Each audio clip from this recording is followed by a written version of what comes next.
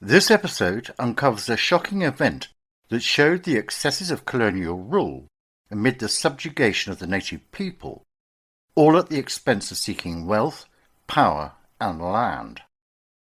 The scandal was hastily covered up, but was eventually exposed in Britain and rocked Parliament to its core, and uncovered false rhetoric and values which contributed to Britain's eventual colonial decline. This is the scandal of the Holla Camp Massacre.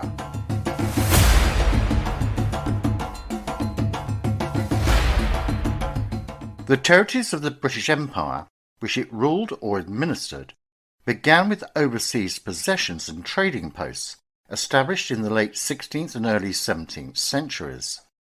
At its height, it was the largest empire in history, and for a century was the foremost global power.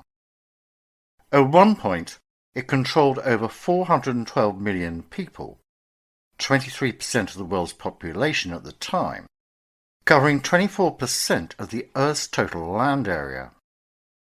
At the peak of its power, it was described as the empire on which the sun never sets, as the sun was always shining on at least one of its territories. The background to what happened in East Africa starts when the colony and protectorate of Kenya was established on the 23rd of July 1920, when the territories of East Africa were annexed by the British, which was governed as part of the colony of Kenya. During the 20s, the local population objected fiercely to the taking over of vast tracts of land by Europeans, especially British war veterans, and bitterness grew between both sides. Following the lead of South Africa, Britain took 5 million acres of the best agricultural land from the 3 million native inhabitants, herded them towards the swamps, giving them nothing as compensation. Then, as a means of taxation, the British forced 60% of the black adults into slavery for the 10,000 white owners for the lowest of income. Here also was an opportunity for the small trader as well, and 24,000 Indians came to settle. They claimed the rights of free subjects of the empire, a right to buy land, a right to exploit cheap local labour, and a right to a voice in the government, now confined to a handful of whites. A race conflict rapidly developed in East Africa. When the Indians asked for the rights that they felt entitled to, the Europeans replied that this would get in the way of the limited rights of the natives. The local native population began to organise and to take action. Few of them were educated, but they began to form societies and formulate their grievances. A black political consciousness arose for the first time in Kenya. Immediately, the Indians made a bid for the support of this new force and asked for the rights and privileges of all British Empire subjects. As various cases were put forward, white South Africa began to get worried. If the Indian population became recognised and a landowner and a voter in Kenya, what of Natal province? The British government speculated that East Africa was primarily a trusteeship for the Africans and not for the Indians, who therefore must be satisfied with limited work, residency, and political rights. It was inevitable that the native population would rise up against their colonial overlords, and this turned into dissension, and as a consequence there was the Mau Mau Rebellion, a revolt against British rule in Kenya, which lasted from 1952 to 1960. The brutal rebellion was marked by war crimes and massacres committed by both sides. The Mau Mau took what they called an oath, which was a ritual ceremony of solidarity conducted by Kenyans, in which each vowed to support the endeavours of the anti-colonial movement and to resist white colonial settlers and occupation of their ancestral lands that they had been displaced from. So effective was this oath that the colonizers decided that confessions had to be followed by a process of de-oathing and the adoption of Christianity by the natives as a means of purifying them. It was what they called rehabilitation. During the state of emergency that was declared, new laws were passed restricting movement of Kenyan indigenous communities and making oath-taking an offence. During that time, about 80,000 detainees were held without trial. Individuals who had taken the oath were considered dangerous by the colonial government, so most were tortured and many others killed. Corporal punishment, such as flogging, caning and birching, was the primary legal punishment for most crimes used in colonial Kenya, particularly against young offenders. Though the Colonial Office was sceptical of the use of such punishments, its unease did little to hinder their application by local authorities. Prison sentences were rarely used by most judges, due to the belief that it would erode the morality of convicts and consign them to a feedback loop of criminality. Corporal punishment was also used by government authorities against disobedient tribal chiefs to ensure that they stayed in line. The Holla concentration camp was established in a remote location to house detainees classified as hardcore. By January 1959, the camp had a population of 506 detainees, of whom 127 were held in a secluded, closed camp. This more remote prison was reserved for the most uncooperative of the detainees. They often refused, even when threats of force were made, to join in the colonial rehabilitation process or perform manual labour or obey colonial orders. It was one of the many detention and work camps the colonial authorities established during the 1950s, where detainees were to complete a form of rehabilitation before they could be allowed to be released. A confession included revealing the liberation movement's secrets. Rehabilitation was performed to try to counter the oath, de-radicalize, and then make Christians of them. This cleansing process was slow, and the Conservative government in Westminster were becoming impatient and wanted it accelerated, suggesting other means be tried. This is why the tried and tested methods of Prison Senior Superintendent JBT Cowan were shared and encouraged for use by others responsible for colonial repressions. Those Kenyan liberation fighters captured and suspected of having taken the oath, according to the new military edict, would have these new methods imposed on them until confession. At this time, there were cash incentives offered to the British military for killing natives, with a reward for each dead Mau Mau, with hands cut off for identification. Amidst the violence and inhumane treatment towards the Kenya land and freedom fighters at the time, and those who were supporting them, included public hangings using mobile gallows. Even though hanging had been outlawed in Britain, it was being used abundantly in Kenya. The hangings were done to punish and deter others, and to keep the colonized in check. Between 1953 and 1956, 1,000 Kenyans were publicly hanged for alleged Mau Mau offences. Their dead bodies were displayed publicly in marketplaces, at crossroads and villages. Their confessions were recorded and played out on mobile vans with loudspeakers that were driven around the villages. All this intimidation of the Kenyan population was the hope that it would cause them to betray their cause of obtaining victory over colonization.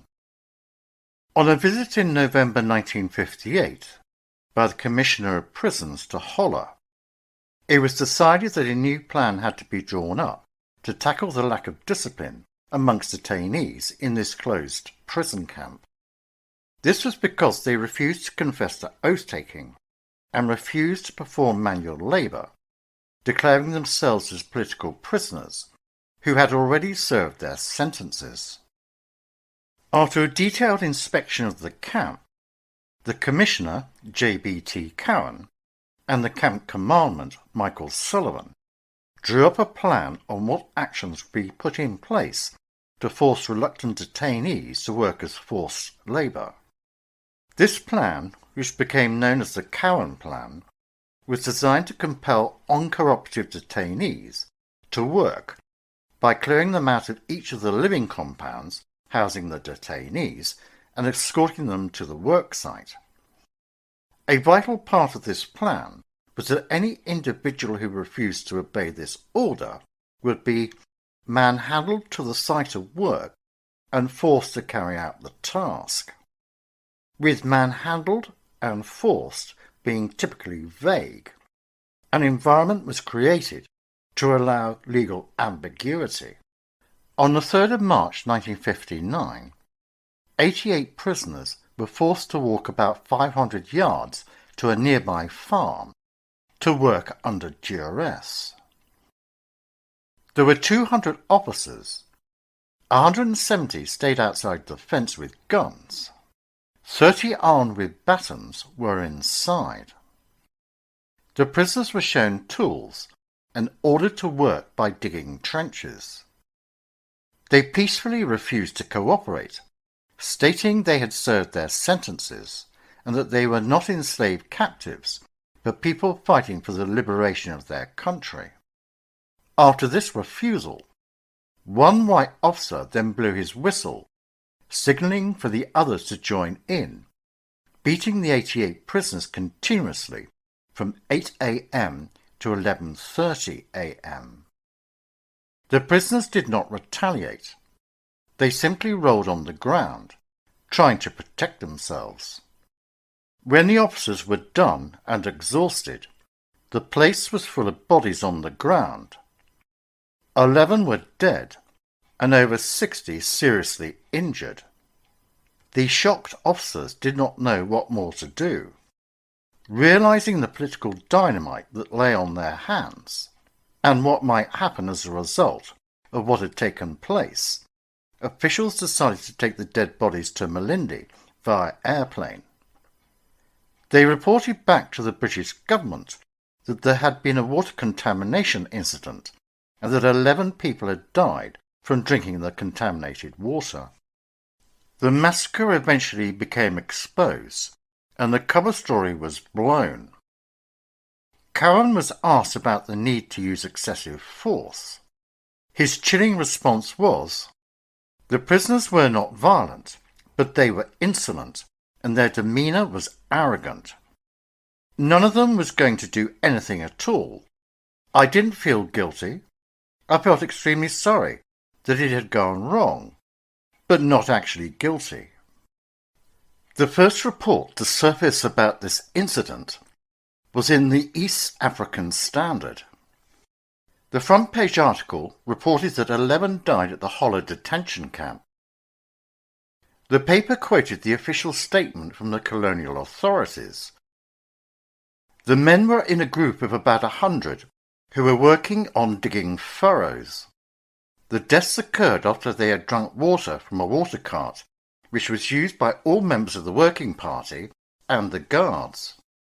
More information about the incident emerged in the weeks that followed the initial reports. An investigation into the deaths was set up, and it was discovered that the 11 detainees did not die drinking contaminated water, but as a result of violence. The coroner reported, "The injuries of a number of Mau apparently were consistent with their allegations that uncooperative prisoners had been beaten by guards, apparently with the consent of the commandant." What soon became apparent was that this claim exposed nothing short of government cover-up. 8 days later, it was announced that they may have died due to injuries to their bodies caused by violence. From here, a full inquest was asked for. The medical evidence later presented to Parliament detailed each case of death was found to have been caused by shock and hemorrhage due to multiple beatings caused by violence. When the coroner began his own inquiry, he got little assistance from witnesses who testified, including Holla Camp commandant Michael Sullivan, whose truthfulness he doubted. The coroner's verdict was itself curiously negative. He said, "It is impossible to determine beyond reasonable doubt which injuries on the deceased were caused by justifiable and which by unjustifiable blows, or which particular person struck those blows." Not a single criminal charge was brought against any persons involved. It was argued by the Attorney General in Kenya that this was due to unreliable evidence and detainees' refusal to cooperate as witnesses. It was, however, declared that illegal force had been used by camp guards, and this admission caused a fiery debate in the House of Commons. After this cover-up and distortion of the true facts, the violent episode became more exposed by the media. Once the inquiry findings were made public, the opposition members in the House of Commons called for a debate. Increasing adverse publicity and calls for further investigations of human rights abuses in the camps obviously embarrassed the Tories, and they stalled Labour attempts for a judicial inquiry, protesting the excuse that the question of prosecution was still being examined by the Kenya authorities. The matter was addressed in the House of Commons on the 27th of July 1959. The matter had come as a serious embarrassment to the British government.